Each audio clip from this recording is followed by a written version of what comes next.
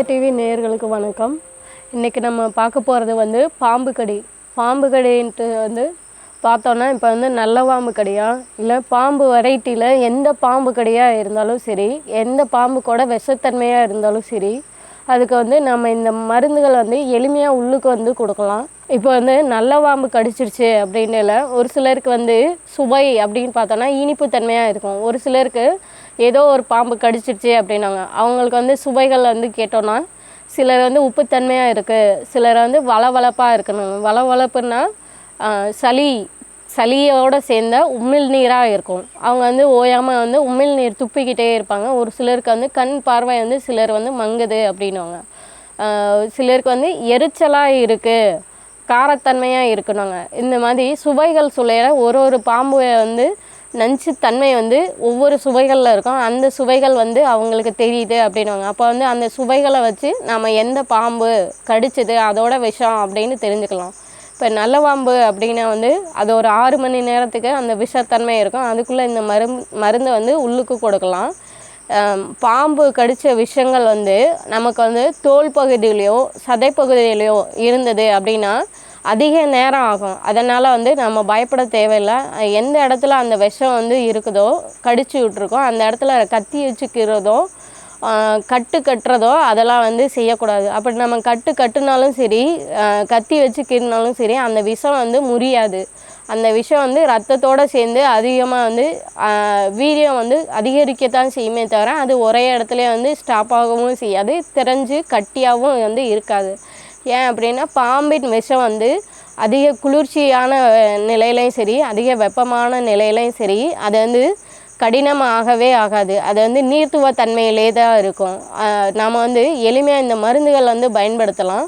இது வந்து முதல் உதவியாக வந்து செஞ்சுட்டு வந்தோன்னா சரியாயிடும். அதுக்கப்புறம் நமக்கு பயமாக இருக்குது செய்யுதுன்னா அதுக்கப்புறம் வந்து நம்ம மருத்துவர்கிட்ட போய் ஆலோசனை கேட்டுக்கலாம். இது வந்து எடுக்கிறது வந்து கருமிளகு வந்து எடுத்துக்கிறோம். இது வந்து வெப்பம் உண்டாக்கி அப்படின்னு சொல்லுவோம். விஷத்தன்மை வந்து எதுவாக இருந்தாலும் சரி, எந்த பாம்பு கடிக்கோட விஷத்தன்மையாக இருந்தாலும் அதை வந்து எளிமையாக வந்து போக்கக்கூடியது அப்படின்றனால கருமிளகு வந்து எடுத்துக்கிறோம். இதோட வந்து இது வந்து காப்பு செடி அப்படின்வாங்க. இது வந்து சிறுகன் பீலை அப்படின்வாங்க. இது வந்து இந்த கூட்டு மருந்தோட உள்ளுக்கு எடுக்கல அந்த விஷத்தன்மை எல்லாத்தையுமே வந்து போக்கக்கூடியது. சிலர் வந்து பயந்து மயக்கமடையாமல் ஆனால் வந்து என்ன ஏதுன்றது ஏதோ பூச்சி கடிச்சிருச்சுன்னு பேசுவாங்க செய்வாங்க. அவங்களுக்கு வந்து இந்த மருந்துகள் எல்லாமே வந்து கொடுக்கலாம். மயக்கமாயிருக்கு செய்து அப்படின்றவங்களுக்கு முதல் தண்ணி தொளிச்சு எழுப்பிட்டு அதுக்கப்புறம் வந்து கொஞ்சம் நேரம் வந்து அமைதியாக விட்டுட்டு அதுக்கப்புறம் வந்து நம்ம மருந்துகள் கொடுத்தோம் அப்படின்னா அந்த படபடப்புகள் எல்லாம் மாறும். அந்த மருந்துகள் உள்ளுக்கு வந்து கொடுக்கல கொஞ்சம் கொஞ்சமாக அந்த தன்மைகள் மாற ஆரம்பிக்கும். விஷத்தன்மையும் வந்து எளிமையாக வந்து முறியும். இது வந்து வெள்ளருகு இலை பூ வந்து இருக்குது. இது வந்து மருந்துக்கு பயன்படுத்தலை. நம்ம வந்து குறைஞ்ச அளவு பயன்படுத்தினாலும் நஞ்சை நஞ்சால் எடு அப்படின்னுவோம். எந்த நஞ்சு இருந்தாலும் சரி, இது வந்து விஷத்தன்மைக்கு வந்து நம்ம உடம்புல வந்து விஷம் ஏறி இருக்குது அப்படின்னால இது வந்து விஷத்தன்மை உடையதுன்னுவாங்க. மருத்துவத்தில் வந்து குறைந்த அளவில் பயன்படுத்தலை. நம்ம உடம்புல இருக்க விஷத்தன்மையை வெளியேற்றக்கூடிய சக்தி இருக்கிறதுனால நாம் வந்து இதை எடுத்துக்கிறோம். வெற்றிலை வந்து உள்ளுக்கு குடிக்கலாம். எப்படியாப்பட்ட கசடாக இருந்தாலும் வெளியேற்றோம். இதில் வந்து நச்சுத்தன்மை உண்டாக்கும் கசடுகளும் சரி, உணவு சரியாமல் இருக்கும் கசடுகளும் சரி, அவை எளிமையாக வெளியேற்றக்கூடியது அப்படின்றனால வெற்றிலை வந்து எடுத்துக்கிறோம். இது வந்து நாட்டு மாட்டு கோமியம்.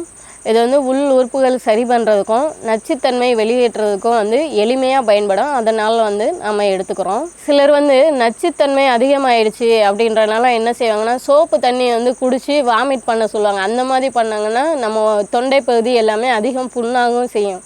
வாந்தி வர்றது மாதிரி இருக்குது அப்படின்னு சொன்னாங்கன்னா வெறும் பச்சை தண்ணியை வந்து குடித்து கைவிட்டு வாந்தி எடுக்க சொல்லலாம். இல்லை அப்படின்னா இந்த மருந்துகளை எளிமையாக வந்து உள்ளுக்கு கொடுத்தோன்னா சரியாகும். கொஞ்சம் வந்து பொறுமையாக இருக்கணும், பதட்டப்படக்கூடாது. சிலர் வந்து மயக்கம் அடைகிறாங்க செய்கிறாங்கன்னா முகத்தில் வந்து தண்ணி வந்து வேகமாக வந்து ஃபோர்ஸாக அடிச்சுடணும். ஃபோர்ஸாக அடிச்சு விட்டோன்னா அந்த நரம்புகள் வந்து சுருங்கி இருக்கிறதும் படபடப்பாகிறதும் உடனே மாறும். நம்ம வந்து இந்த மருந்தை வந்து உள்ளுக்கு கொடுக்கல எளிமையாக வந்து நல்ல முறையில் பயன்படும். நச்சுத்தன்மையும் வெளியேறிடும்.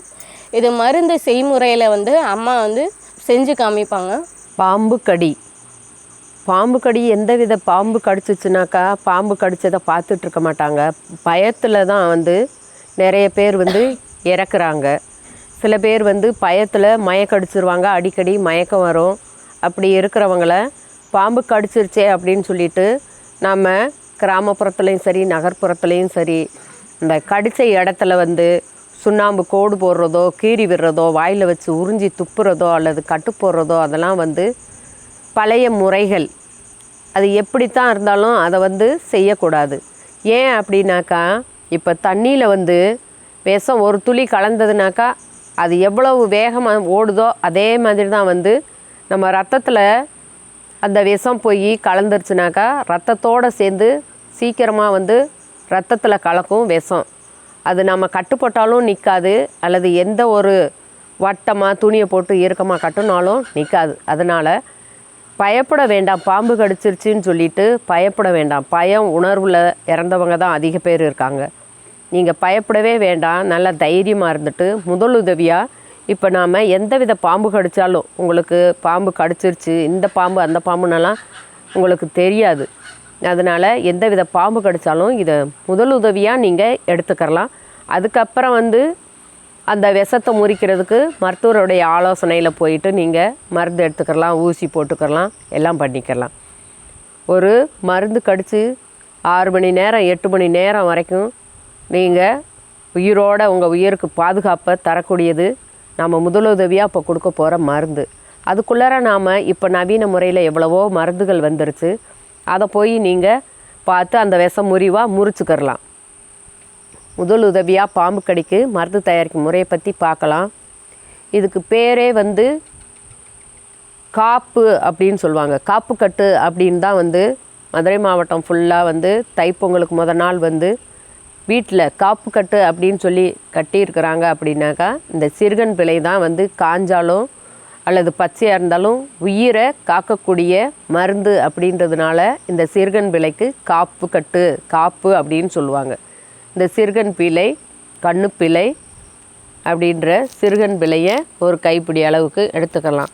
அதனால தான் முற்காலத்துலலாம் வந்து விளக்கு இல்லாத காலத்தில் வீட்டில் வந்து இது கூட வேப்பிலை, மா இலை, சிறுதும்பை, ஆவரை இலை எல்லாம் கட்டி நம்ம வாசல் முன்னாடி வந்து தை 1ஆம் தேதி வீட்டில் காப்பு கட்டி இந்த நச்சு கிருமிகள் எதுவும் வராமல், அந்த காற்று பட்டாலே வீட்டுக்குள்ளே அசுத்தங்கள் நச்சு கிருமிகள் வராமல் இருக்கிறதுக்கு நம்ம முன்னோர்கள் வந்து முன்னெச்சரிக்கையாக இந்த காப்பை பயன்படுத்தினாங்க.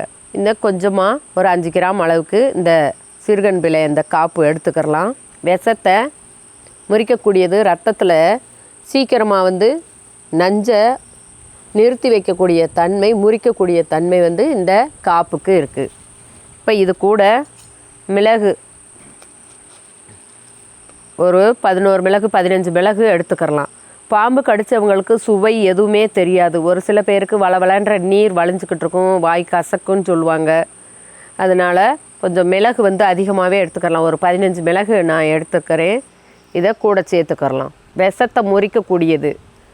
கூட்டு மருந்தோட எருக்கலை, வெள்ளை எருக்குனாலும் சரி, எருக்கலை அப்படின்னு சொல்லிட்டு எருக்கலை பெருசாக இருந்தாலும் சிறுசாக இருந்தாலும் ஒரு எருக்க இலை 1 சேர்த்துக்கிறலாம். இதுவும் வந்து நஞ்சால் எடு அப்படின்றது விஷ முறிவு கூட்டு மருந்தோட நாம் சேர்த்துக்கிறணும். வெற்றிலை ஒரு வெற்றிலை, இதுவும் வந்து கழிவை வெளியேற்றக்கூடியது. சிறுநீர் அவங்க கழிச்சிட்டு இருந்தாங்கனாக்கா ரொம்ப நல்லது. சிறுநீர் வெளியேறிடும். சிறுநீராக வியர்வையாக கடித்த இடத்துல வெளியேறும். சிறுநீர் போனாங்கனாலும் அவங்களுக்கு நல்லது ஒரு வெற்றிலை. இதெல்லாம் சேர்ந்து இப்போ அரைச்சி எடுத்துடலாம். இந்த மாதிரி ஒரு வெற்றிலை கூட போட்டு மருந்தோடு எல்லாம் அரைச்சிருக்கிறோம்.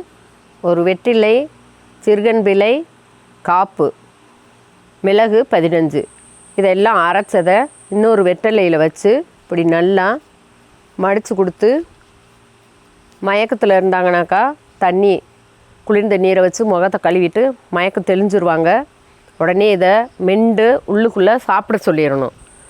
மெண்டு சாப்பிட்ட பிறகு கோமியம், நாட்டு மாட்டு கோமியம் 100 மில்லி 200 மில்லி எவ்வளோ கிடைக்குதோ அந்த இதை உடனே குடிக்க சொல்லிடணும். குடிச்சிட்டாங்கனாக்கா அவங்களுக்கு ஒரு 6 மணி நேரம் வரைக்கும் விஷம்ன்றது வந்து ஏறாது. நல்லா தெளிச்சியாக இருப்பாங்க. இது பாம்பு கடிக்கு முதலுதவியாக கொடுத்து 6 மணி நேரத்துக்குள்ளே மருத்துவமனைக்கு அதுக்குள்ளார அவங்கள கூப்பிட்டு போயிடலாம். பயப்படவே வேண்டாம். பாம்பு கடிக்கு முதலுதவியாக இது ஒரு சிறந்த மருந்து. இந்த மருந்தை பயன்படுத்தி பயனடைய வேண்டும் என்று கேட்டுக்கொள்கிறேன்.